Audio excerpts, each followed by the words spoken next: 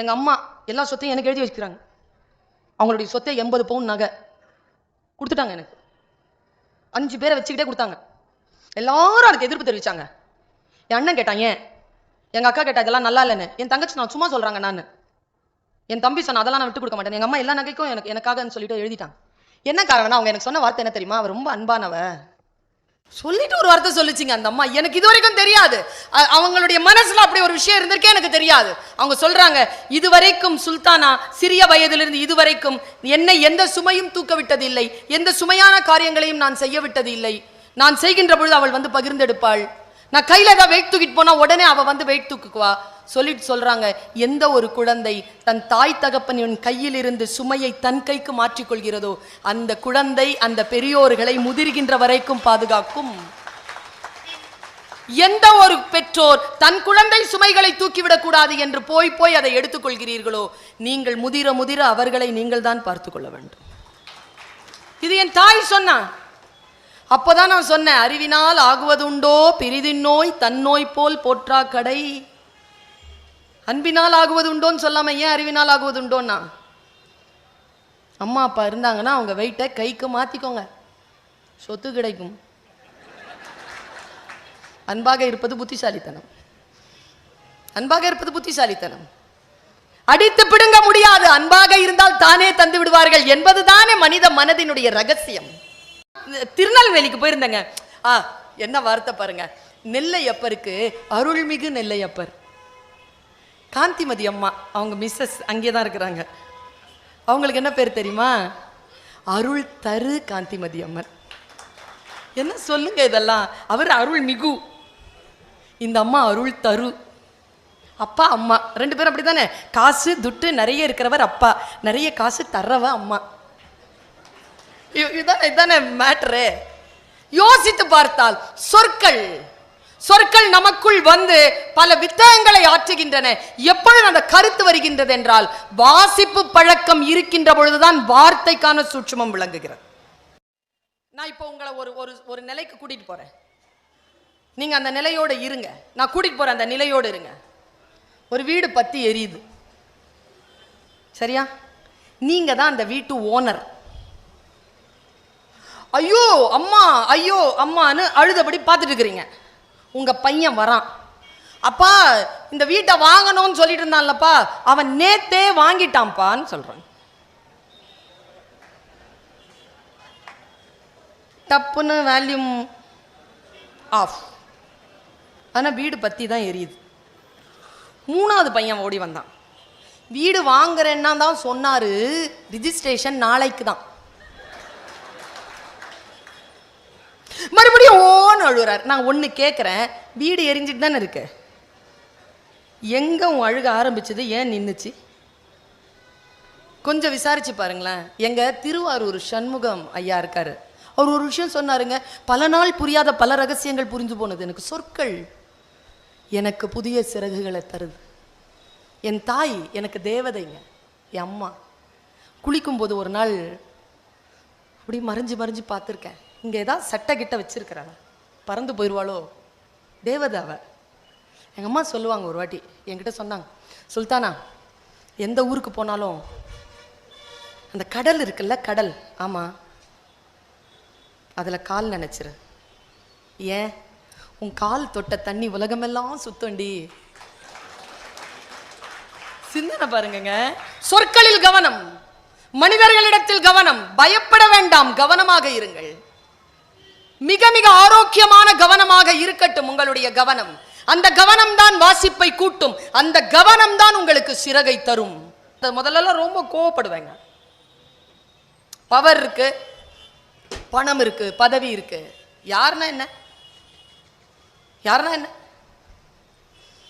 உண்மையா சொன்னா, நான் எப்பவுமே சொல்றது தான், சிங்கம் எல்லாருக்கிட்டையும் கேட்டுட்டே இருந்துச்சான், யாரா ராஜா யாரா ராஜான்னு. எல்லா விலங்குகளும் நீதான்ச்சான்.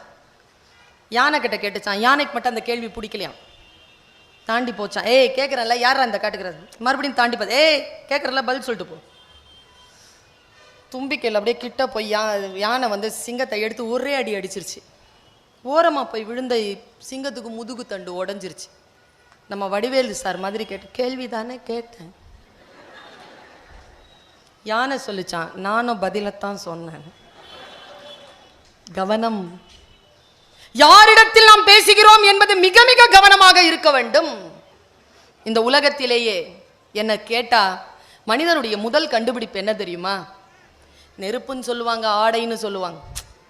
இல்லைங்க, எது தெரியுமா? மனிதனுடைய முதல் கண்டுபிடிப்பு ஃபர்ஸ்ட் டாட் ஃபர்ஸ்ட். அவன் எப்போ தன் முன்னங்கால்களை கைகள் என்று கண்டுபிடித்தானோ அதுதாங்க, அந்த வினாடி தாங்க. இது முன்னங்கால்கள் அல்ல, கைகள்னு எடுத்தான் பாருங்க, அப்போதான் மற்ற சிந்தனை எல்லாம் ஆனாச்சு. இந்த சிந்தனையினுடைய அந்த ட்ரிகர் வருது இல்ல, யோசிக்க ஆரம்பிக்குது இல்ல, உங்க பிள்ளை உங்களை இப்படி கவனமா பார்க்குது இல்ல, அந்த வினாடியிலே தெரிஞ்சிடணும் அவன் வேற ஏதோ ஒரு நிலைக்கு வந்துகிட்டு இருக்கான்.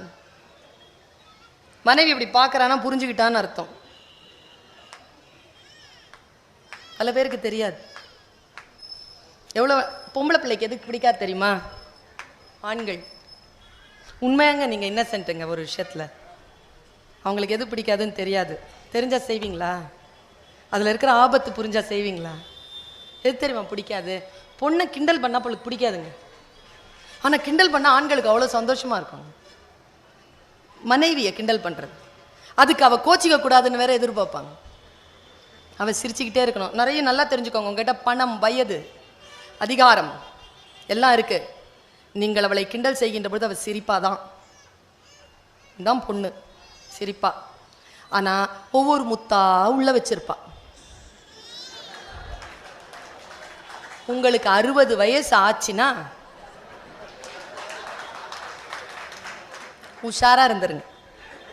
25 வயசுல உஷாரா இருங்க.